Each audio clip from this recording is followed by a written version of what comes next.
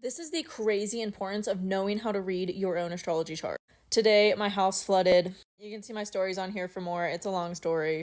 All day, I've been racking my brain trying to figure out what in my chart is going on that could have correlated to this. My Saturn return officially peaks on Friday, and I knew that this week might be a little bit intense because of that. I honestly thought it would show up in a different way than my new home flooding. But here we are, and I got the aha moment. And I'm going to share it with y'all to hopefully give you some insight into how you can do this for your own chart as well. I'm going to start with my human design chart because this is important to know and why I use and teach both. I have the 6124 channel, which is sudden insight. Things are a mystery to me, and I go over and over and over them in my head. And the sudden insight, the things just click together randomly. And this literally just happened, and this is why I'm sharing this with y'all about this thing that happened today and what's going on in my chart. That can give me more insight into this.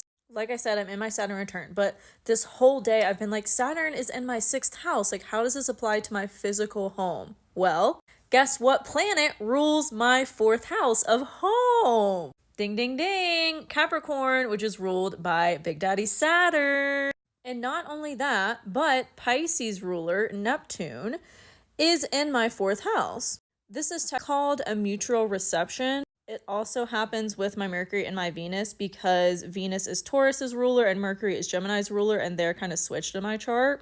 And this deeply connects those two houses, those areas of your life, as well as the lessons you're meant to learn from those planets and in those signs.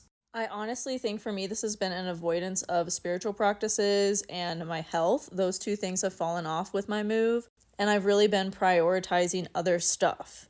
And this is happening to connect me back to my spiritual roots and to prioritize taking care of my health above all, no matter what circumstances I'm faced with. It's just so interesting that this happened 2 days before my exact Saturn return, because Saturn rules hardships and delays.